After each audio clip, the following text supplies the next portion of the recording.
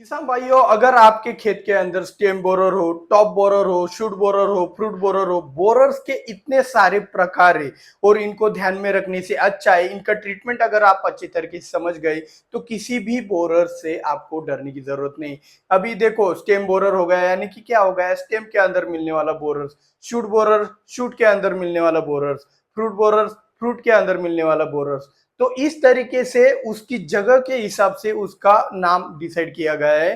तो आपको सिर्फ इतना ही लॉजिक समझना है कि बोरर्स यानी कि पौधे के अंदर जाकर आपके फसल को तहस नहस कर देते हैं, इसीलिए उनका कंट्रोल कर पाना भी बहुत मुश्किल हो जाता है। तो आज के इस वीडियो के अंदर हम आपको ऐसी स्ट्रैटेजी बताने वाले हैं कि जिससे आप इन बोरर्स को बहुत ही अच्छी तरीके से कंट्रोल कर सकते हो, चाहे वो शूट बोरर्स हो, फ्रूट बोरर्स हो, या फिर आपका स्टेम बोरर्स हो, कोई भी बोरर्स हो आपका अच्छी तरीके से कंट्रोल हो जाएगा। तो इतना अच्छा वाला और तगड़ा वाला सब्जेक्ट है तो इसके लिए एक लाइक भी बनता है। और चलिए शुरुआत करते हैं आज के इस वीडियो की। तो चुटकियों में सभी प्रकार के बोरर्स को कंट्रोल करने के लिए हम क्या कर सकते हैं, ये समझने से पहले आप एक बात बताइए कि मुझे कमेंट में भी जरूर बताना कि आप जितने भी प्रकार के स्प्रेइंग करते हो बोरर्स आने के बाद, चाहे वो शूट बोरर हो, फ्रूट बोरर हो, या फिर स्टेम बोरर हो, तो वो जो स्प्रेइंग करते हो अलग अलग प्रकार की दवाइयां, कोरोजन डाल दिया, एक्सपोनर डाल दिया, डेलीगेट डाल दिया, फिर भी रिजल्ट नहीं मिल रहा है, ऐसा कौन कौन से किसानों के साथ हुआ है और कौन से फसल के साथ हुआ है, मुझे कमेंट करके जरूर बताएं। और हाँ, ये भी बात आप अच्छी तरीके से समझिएगा कि यह स्प्रेइंग होने के बाद भी वह कंट्रोल क्यों नहीं हो रहा है। तो ज्यादातर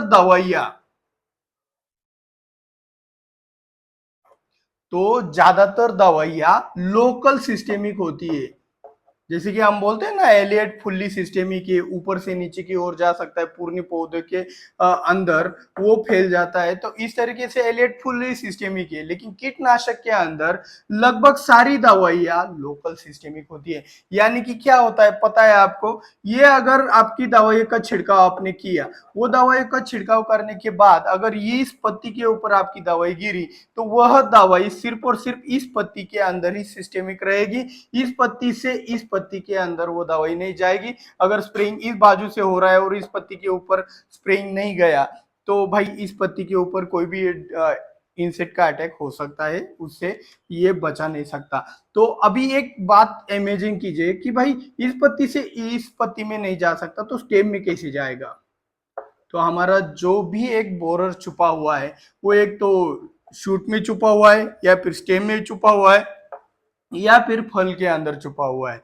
तो हम जो भी दवाइयाँ इंसेक्टिसाइड के तौर पे जितनी भी दवाइयाँ हम छिड़काव करते हैं, उसमें से सिर्फ एक प्रकार की दवाइयों का रिजल्ट आपको मिल सकता है, वो भी एक 100% उसमें भी नहीं है। मैं 100% वाला भी बताने वाला हूँ कि कैसे हमें इस बोरर को कंट्रोल करना है।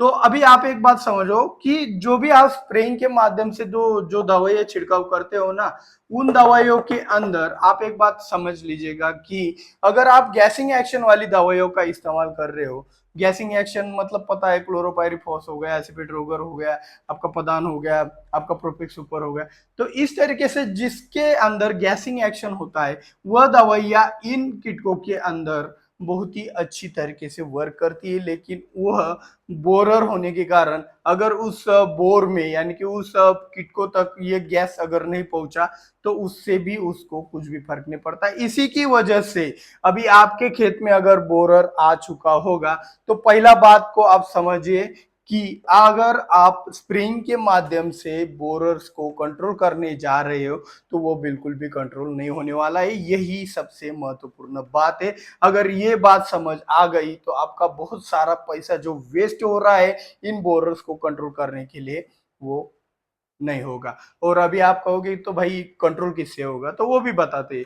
तो अभी ये तो बात समझ में आ गई कि भाई सिर्फ गैसिंग एक्शन वाले थोड़े बहुत कार्य करते हैं और बाकी के तो सिस्टेमिक वाली दवाइयां ज्यादातर काम नहीं कर रही है, क्योंकि लोकल सिस्टेमिक वाली दवाइयां है, फुल्ली सिस्टेमिक वाली दवाइयां नहीं है। और कॉन्टेक्ट एक्शन तो भूल ही जाओ, कॉन्टेक्ट एक्शन तो भूल ही जाओ, क्योंकि कॉन्टेक्ट एक्शन अभी कौन से बोरर्स को कॉन्टेक्ट एक्शन से मार सकते हो आप बताओ, क्योंकि कोई भी बोरर आपके हाथ नहीं लगने वाला। चारों बाजू में पौधे का एक कवच बना दिया है, हमारे पौधे को ही उसने एक ढाल की तरह इस्तेमाल कर रहा है। तो इसकी वजह से कॉन्टेक्ट एक्शन तो बिल्कुल भी कार्य नहीं करने वाला है।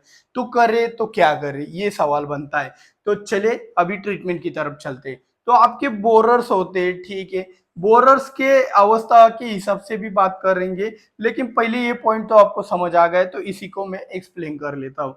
तो पहले एक बात समझो कि अभी हमारा टारगेट क्या बन चुका है कि मुझे दवाई यहाँ पहुंचानी है, फल के अंदर पहुंचानी है और शूट के अंदर पहुंचानी है। ये तीनों टारगेट मेरे कंप्लीट होने चाहिए। जब मेरी दवा, जो भी इंसेक्टिसाइड आप इस्तेमाल करना चाहते हो, वो दवा अगर यहाँ तक पहुंचेगी तभी वह इन बोरर्स के ऊपर अच्छी तरीके से कार्य करेगी। तो ऐसी कौन सी वाली दवा है जो इन बोरर्स के अंदर या फिर इन बोरर्स तक पहुंच सकती है, इन लोकेशन तक पहुंच सकती है? तो आपको वही वाली दवाई है जो आप स्प्रेइंग करते हो ना, वही वाली दवाई है, लेकिन थोड़ा ऐसा ना खाकर घुमा कर खाना पड़ेगा। तो कैसे, समझ जा। जब आप किसी भी इंसेक्टिसाइड का ड्रेंचिंग करते हो, इसमें भी दो प्रकार आए, एक कॉन्टेक्ट वाले आ गए और एक सिस्टेमिक वाले आ गए। तो अभी आपका पदन हो गया, कार्टाप हाइड्रोक्लोराइड ले लेते हैं, वो कॉन्टेक्ट एक्शन में काम करता है, उसका थोड़ी अपटेक होने वाला है। तो वो सिर्फ सॉइल में जो भी कीटक है उसको मारने वाला है। तो आपका एक फल्टेरा हो गया, पता ही होगा आपको, क्लोरएंट्रेनिलिप्रोल, जो कोरोजन का कंटेन आता है उसके अंदर भी आता है। तो वो क्लोरएंट्रेनिलिप्रोल आपका सिस्टेमिक है। अगर फल्टेरा डालते, उदाहरण दे रहा हूं आपको, क्लोरएंट्रेनिलिप्रोल किसी भी कंपनी का मिल जाएगा, आप किसी भी कंपनी का लो, हमारा किसी से कोई नाता नहीं है और रहेगा भी नहीं। अगर आपका इतना बड़ा साथ है तो हम क्यों रखे भाई, लाइक और सब्सक्राइब जरूर कर देना इस बात पे। तो ये जो क्लोरएंट्रेनिलिप्रोल है, ये सिस्टेमिक वाला है। अभी आपको एक दो ऑप्शन भी बता दूंगा इसके ऊपर। तो आप किसी भी कंपनी का लीजिए, ये सिस्टेमिक होता है। तो ये क्या करता है, ये पौधा क्या करता है, अगर क्लोरएंट्रेनिलिप्रोल का ड्रेंचिंग होता है, वेलम प्लेक्सी क्या है बॉस, वेलम प्लेक्सी के अंदर भी क्लोरएंट्रेनिलिप्रोल है, जो कि लिप माइनर के ऊपर बहुत ही अच्छा कार्य करता है। वो लिप माइनर के साथ साथ बोरर को भी कंट्रोल कर देता है, आपको पता भी नहीं चलता है। तो वेलियम प्लेक्सी हो गया, आपका फल्टेरा हो गया, जिसके अंदर क्लोरएंट्रेनिलिप्रोल है, तो उसका क्या होता है, अपटेक होता है। अपटेक होने के बाद ये यहाँ तक पहुंच जाता है आराम से, इसको कोई भी एक्शन रोक नहीं सकती। तो इसी की वजह से ड्रेंचिंग ज्यादा इफेक्टिव ठहरती है, कोई भी आपका बोरस को कंट्रोल करना है तो अभी एक बात समझ गए होंगे कि कॉन्टेक्ट एक्शन वाली दवाइयों का ड्रेंचिंग करके इन बोरस को कंट्रोल नहीं किया जा सकता है। सिस्टेमिक वाली दवाइयों का इस्तेमाल करके ही, वो भी जमीन के सहारे ही, हमारा बोरस कंट्रोल हो सकता है। ये पॉइंट अगर आपने समझ लिया तो बहुत कुछ समझ लिया है। अभी हम लास्ट तक आते हैं, पॉइंट पे आते हैं। तो ये समझ गए आप सिस्टेमिक जमीन में जाना चाहिए। तो सिस्टेमिक जमीन में जाने के लिए दो प्रकार है। तो यहाँ पे दो प्रकार कौन से है, तो सबसे पहला वाला प्रकार है आपका जीआर फॉर्मुलेशन, जो होता है ना दानेदार वाला फॉर्मुलेशन, फल्टेरा दानेदार फॉर्मुलेशन है, और मैंने वेलियम प्लेक्सी का उदाहरण दिया, वो ड्रेंचिंग के सहारे जाता है। तो एक जीआर फॉर्मुलेशन हो गया जो आपकी, आप ब्रॉडकास्टिंग फर्टिलाइजर आपका बेसल डोज के अंदर मिलाकर आप अपने पौधे को दे सकते हो। और दूसरा आपका हो गया आपका ड्रेंचिंग का मेथड, मतलब ड्रेंचिंग के सहारे या फिर फर्टिगेशन के सहारे, ड्रिप के सहारे, आपके लिक्विड फॉर्मुलेशन से आपका जमीन के अंदर जाने वाला एक इंसेक्टिसाइड हो गया। तो इन दोनों के सहारे हम किसी भी बोरर्स को बहुत ही अच्छी तरीके से कंट्रोल कर सकते हैं। तो ये बात आप अच्छी तरीके से समझ भी गए होंगे। तो अभी ये तो बता दिया, अभी ये आपको बहुत ही शानदार तरीके से समझ भी आया होगा, ऐसा मैं आशा करता हूँ। और हाँ, उसका इफेक्ट मुझे कमेंट में दिख जाना चाहिए। आपका कमेंट कम आता है, आप नाराज हो तो भाई बिंदास बोल देना। तो पहली बात जीआर फॉर्मुलेशन और दूसरा बात ड्रेंचिंग, ठीक है। तो जीआर फॉर्मुलेशन में क्या क्या इस्तेमाल कर सकते हैं, तो भाई क्लोरएंट्रेनिलिप्रोल बोला, फल्टेरा, बॉस ये तो बहुत महंगा है, आप चले खर्चा बढ़ाने की तरफ, कुछ तो सस्ता वाला जुगाड़ चाहिए। आपका वीडियो इतना मेहनत से देखता हूं तो कुछ तो जुगाड़ बनना चाहिए।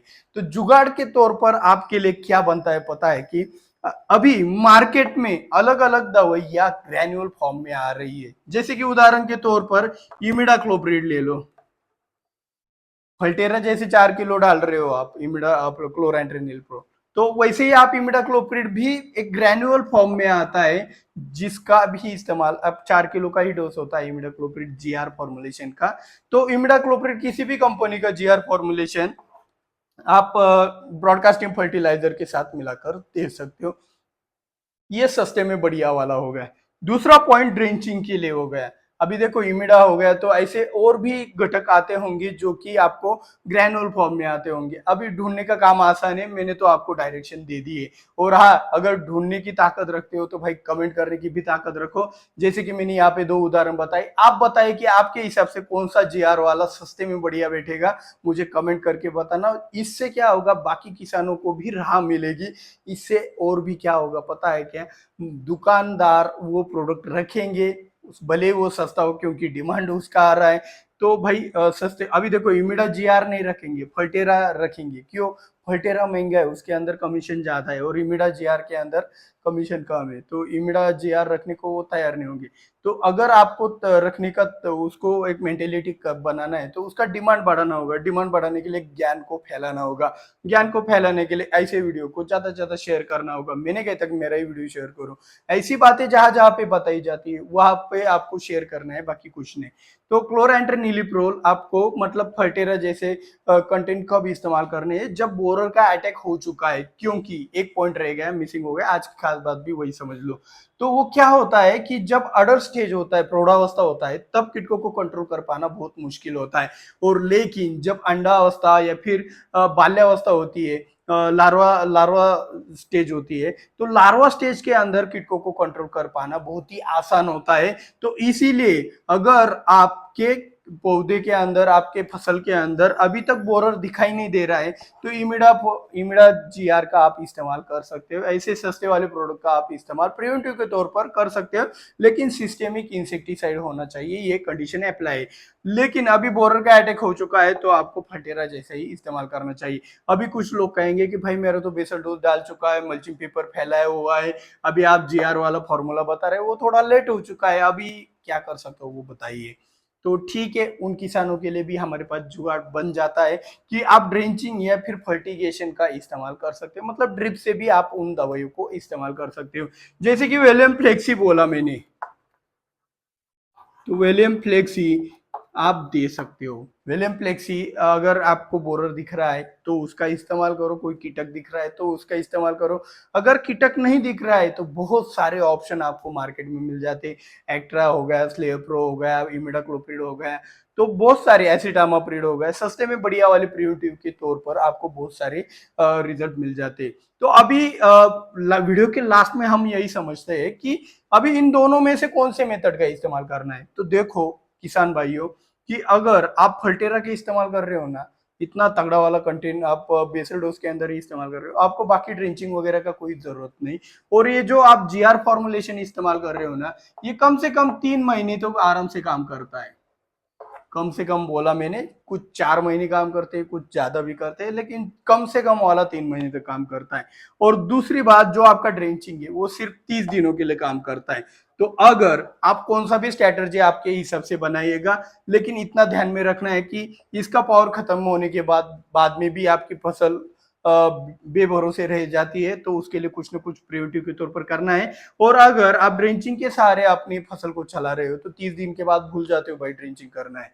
तो अगर सिर्फ ड्रेंचिंग के सहारे डिपेंड हो, तो 30 दिन के बाद आपको एक और ड्रेंचिंग, फिर उसके बाद 30 दिन के बाद एक और ड्रेंचिंग, ऐसा ड्रेंचिंग आपको चलाते रहना होगा बोरर्स के लिए। और बाकी कीटकों का भी कंट्रोल इसके साथ हो सकता है। तो आज का यह वीडियो, आज का यह प्रयास अच्छा लगा हो तो वीडियो को लाइक, चैनल को सब्सक्राइब जरूर कीजिएगा, बेल आइकन दबाना मत भूलेगा, और ज्यादा से ज्यादा शेयर करके हमारा 10 लाख सब्सक्राइबर का टारगेट कंप्लीट कीजिएगा, जिसके पूरे होने के बाद हम आपको हमारे जिंदगी का पूरा नॉलेज फ्री ऑफ कॉस्ट ऐसे ही वीडियो के सहारे आपको देने वाले हैं। तो उसके लिए आपको 10 लाख सब्सक्राइबर का टारगेट कंप्लीट करना है, और 10 लाख सब्सक्राइबर के लिए आपके किसान भाइयों में यह वीडियो ज्यादा से ज्यादा शेयर करना है। तो मिलते हैं अगले वीडियो में। जय जवान जय किसान।